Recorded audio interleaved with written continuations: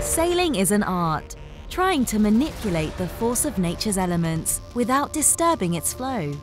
It's science, trying to push shapes and materials to their limits without collapsing.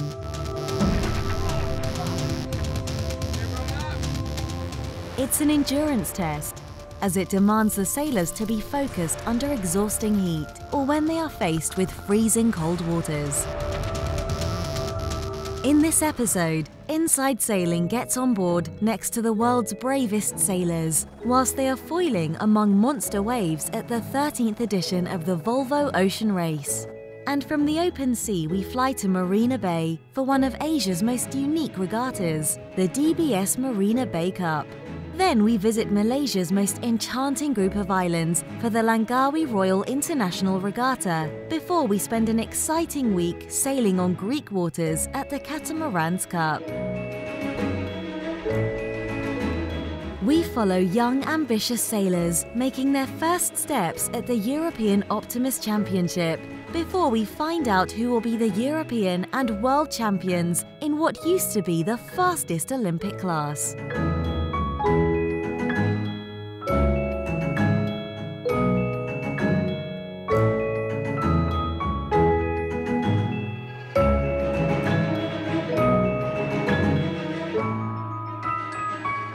Seven teams, with sailors from 18 different countries, are fighting neck and neck on their one-designed 65-foot boats for 45,000 nautical miles, the longest route in the 13-year history of the Volvo Ocean Race.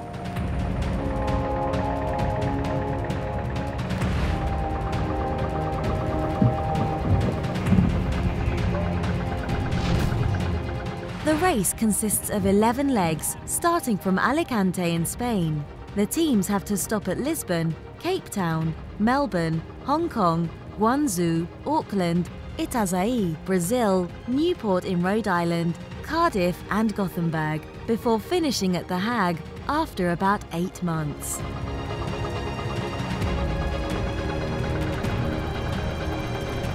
There have been some tough weeks on the water for the team so far. Crews and boats were pushed to their limits. You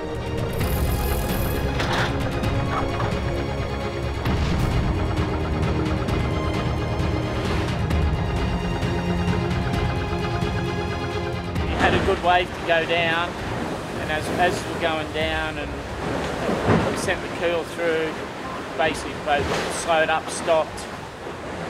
And I should have pulled out of doing it, and you know, the worst part is we've pulled the track off the back of the mast. So the plan is hopefully get the track glued back on or screwed back on. Then we've got to repair some battens, some mainsail over the next day or two. Vesta's 11th hour racing after their against-the-odds comeback story in 2014 and 2015 were the winners of the first leg, followed by Mapfre in second. The Spanish team not just managed to recover the lost ground, but by winning both legs 2 and 3, is currently on the top of the leaderboard.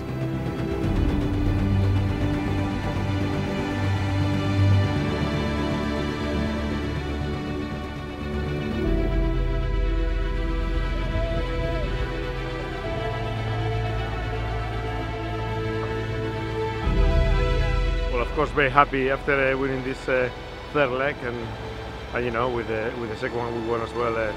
It puts us in a good position in the leaderboard, but feels very good. People are very happy. I'm very happy, the team.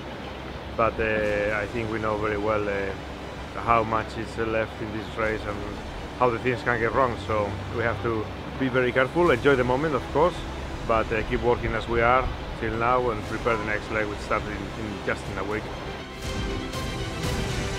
Leg 4 and Team Sun Hung Kai Scallywag dropped miles recovering a man overboard after Alex Goff was swept off the boat by a wave.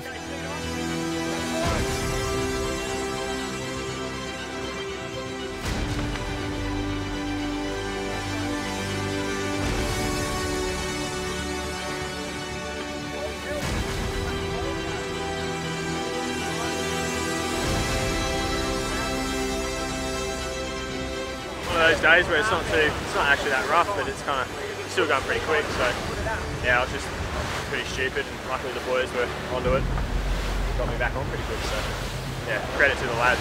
They turned around bloody quick.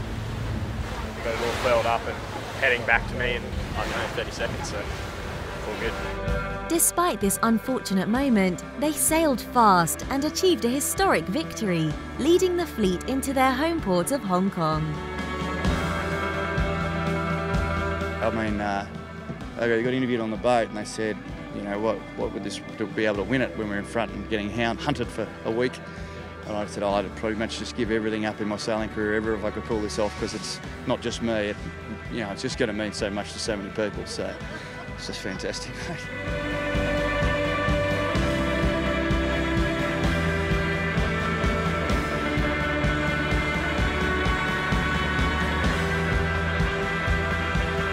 The boats will leave Hong Kong and make a transition to Guangzhou for a full stopover.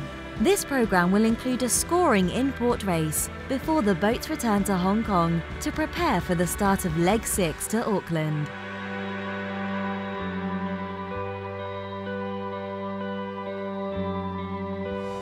We stay in Asia, and from Hong Kong we fly to the business centre of Singapore for the DBS Marina Bay Cup 2017. 8 teams from 7 countries are ready to trim their sails to victory in the unique racecourse of the Marina Bay. Welcome everyone to the 3rd edition of the DBS Marina Bay Cup in 2017. We are thrilled to have this event right smack in the city centre, right in the Marina Bay, in conjunction with the F1 circuit in this weekend. DBS Marina Bay Cup is a match racing competition, with the teams racing 1-to-1 against each other. Racing starts with a round-robin stage, where all teams are racing one against the other. The 4 teams with the best score advance to the semi-finals, with the winners getting the ticket for the finals.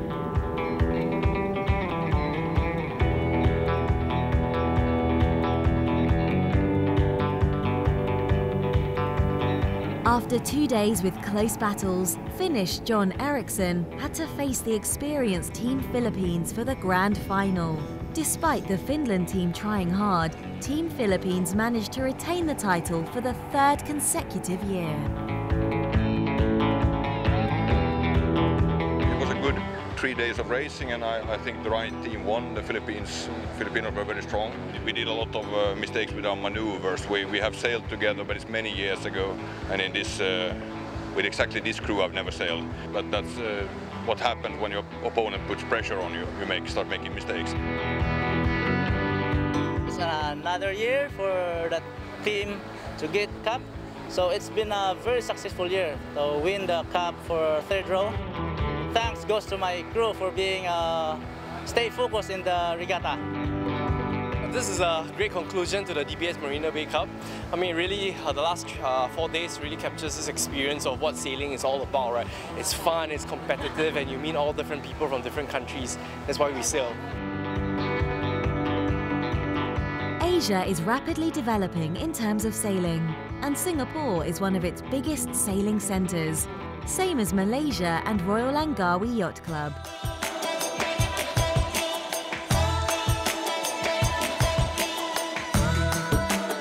The Royal Langkawi International Regatta has a lot to celebrate with its 16th anniversary.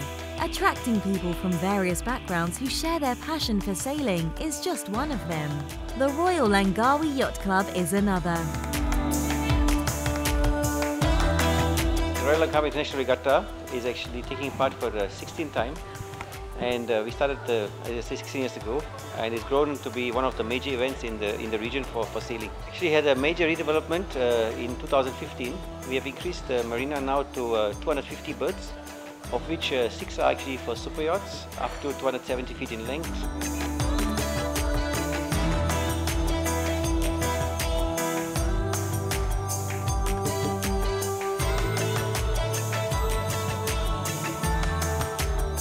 With the extension of the marina, we have extended actually our yacht club. We added a complex called Fisherman's Wharf Langkawi, which actually comprises of our Langkawi Yacht Club Hotel, as well as all the marine-related services such as chandlery, super yacht companies, brokers.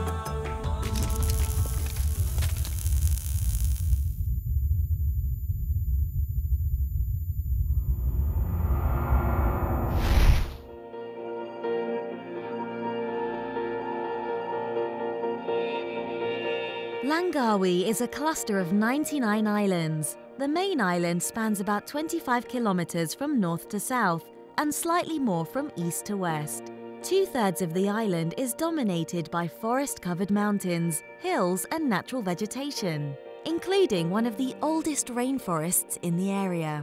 The sailors had the opportunity to view this unique scenery as part of the Around the Island course.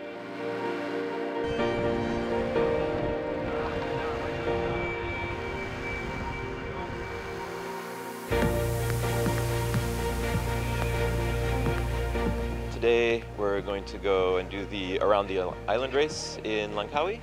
So we get a chance to get outside the harbor and go around some of the islands and enjoy the sceneries, get to take a look at maybe some beaches as we go by and see the green, the trees, the jungle, the nice ocean. So hopefully we have a nice day sailing.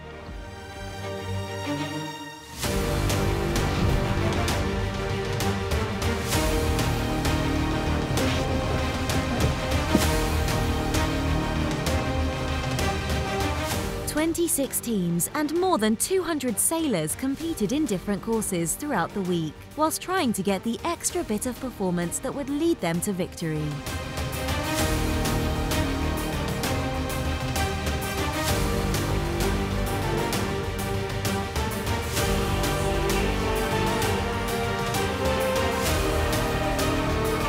Finally, THA 72, by being the most consistent, won the Prime Minister's Challenge Trophy for a second year in a row.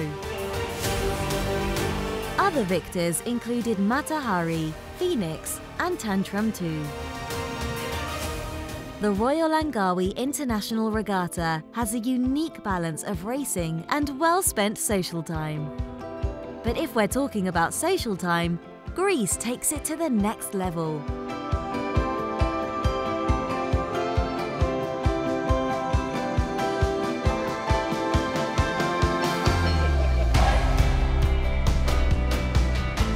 Welcome to the 8th Catamarans Cup.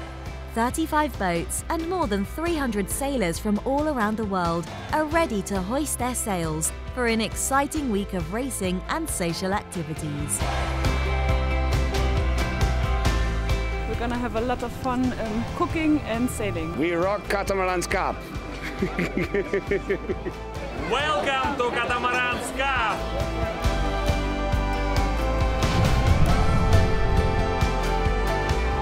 Είναι η 8η χρονιά που διοργανώνουμε τον αγώνα που λέγεται Catamarans Cup. Ο αγώνας συνδυάζεται με fan competitions και κοινωνικές εκδηλώσεις. Πρώτο σκέλος να ξεκινήσει από άλυμο για πόρο. Το δεύτερο σκέλος από πόρο για πορτοχέλι. Το τρίτο σκέλος είναι από πορτοχέλι στο παράλιο Άστρος. Και το τελευταίο σκέλος του αγώνα είναι από το παράλιο Άστρος στο Ναύπλιο.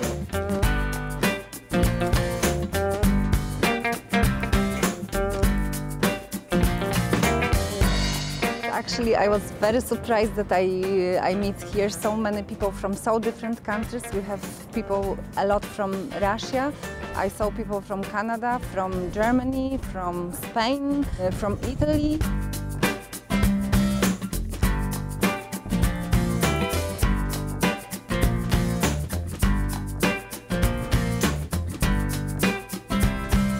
With various wind conditions during the race's legs, the crews had the chance to enjoy both sailing and a holiday before the boat Epifania finally claimed the victory.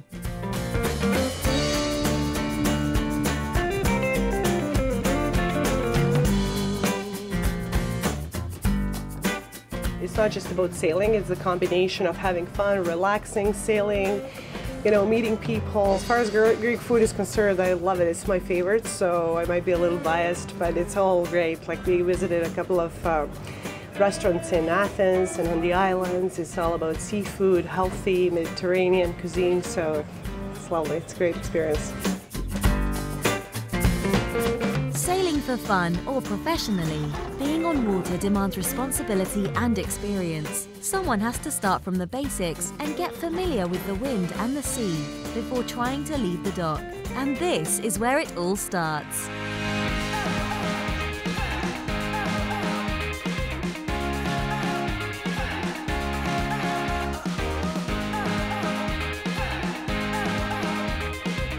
Hello to everybody. We are in Burgas, Bulgaria for the 2017 Optimus European Championships. We are here because from 30th of July to 6th of August, 44 countries is coming here on that place, that beautiful place, to make the European Championship and to win the European title. This is a great honor for our club, and I'm very happy that the club has proven once again that we have the abilities to organize top level sailing events.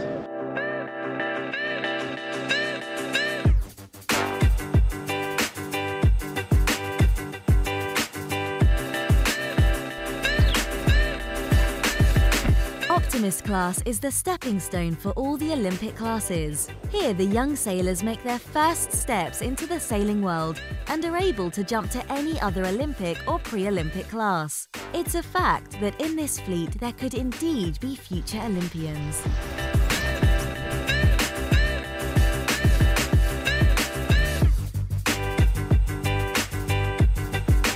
Optimus class is like really the stepping stone for, you know, all the Olympic classes, and the really good sailors have all moved through the Optimus class, and you know, it gives them like the core racing skills that they need to move on. And you know, there's not really any other class that provides that. You know, a relatively simple boat and really good competition. It's really where the grassroots of sailing is. The Optimist is a small, single-handed sailing dinghy intended for use by children up to the age of 15. There are over 150,000 boats officially registered with the class. It's one of the most popular sailing dinghies in the world.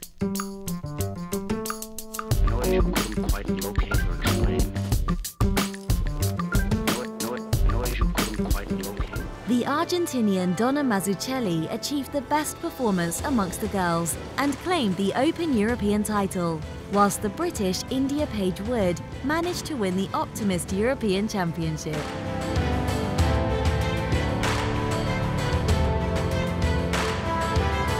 In the boys' fleet, Stefan Newell, with his consistent performance, was the one who got the title.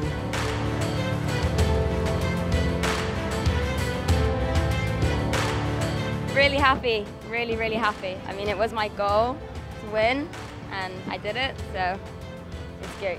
Competition was good. My tactics was to stay clear and clear wind and always stay consistent in the top 4. Well, I feel very happy, relaxed and feel good.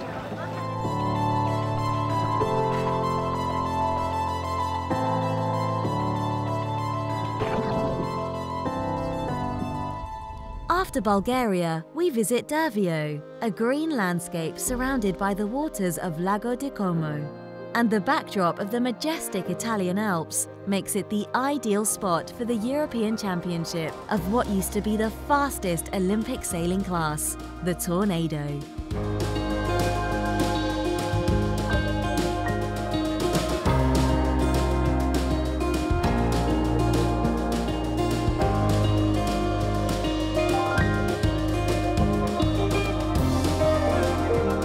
Olympic class for 32 years, Tornado class has been chosen from many great sailor legends. Sir Reg White, the first Olympic champion of the class back in 1976, Paul Elvstrom, Lars Grael, Santiago Lange, up to Trigonis and Pascalidis, have left a great heritage, attracting more and more sailors to this historic class. I drive Tornado because it's still one of the fastest boats there is. It has a great history where it has been Olympic for quite a long time. In the past there have been quite good sailors on this boat.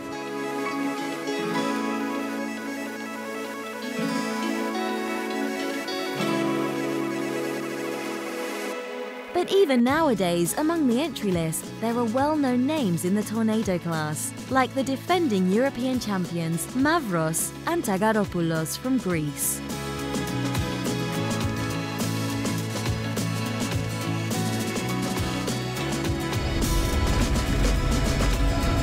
We won the Europeans last year and we came here to defend our title. It is difficult for us to be in top 3 every year because of the challenge. And every race has its own difficulties.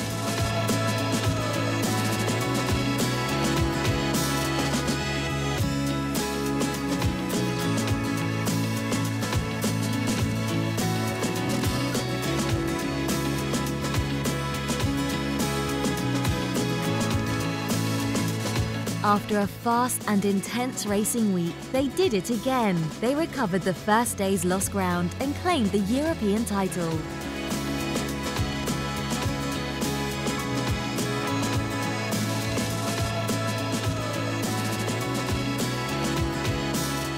Next stop is the Nautical Club of Thessaloniki, Greece, for the Tornado Worlds. Mavros and Tagaropoulos will try to make 2 out of 2, but this won't be easy, as among their rivals are Trigonis and Pascalidis, the 7-time Tornado World Champions. I started sailing when I was 11 years old with Optimist class. In the age of 9. I like checking the boat, every part of the boat, every screw, every rope, every single thing. Normally I'm sitting in a chair and I'm telling him, okay, you can do this, you can do that, you can do the other thing, and then he's getting pissed off. My favorite food is any food that has to do with the sea, seafood general. Lentils with rice.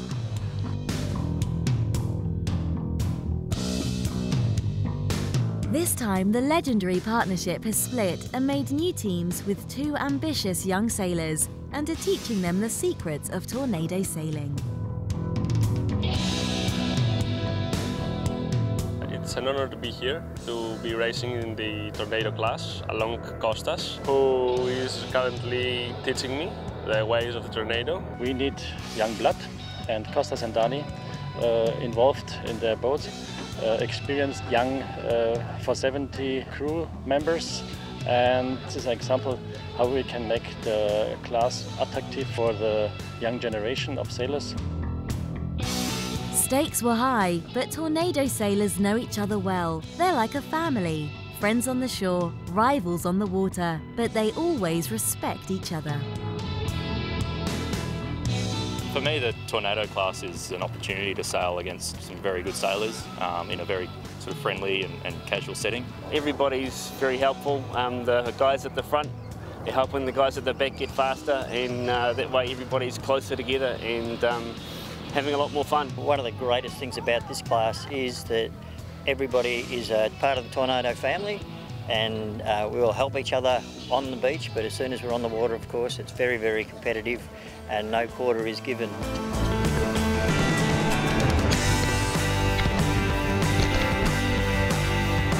The teams were trying hard for the best result, but Pascalidis and Konstantinidis were the fastest among them all. At the final day, they claimed their 7th win of the series and were crowned 2017 Tornado World Champions. Last day of the championship and we did it. We sailed really good. It's one of these very tough and difficult days here in Saloniki. It's very rare, this wind direction. We enjoyed it really, really much because we did really good sailing during this championship. So we did it.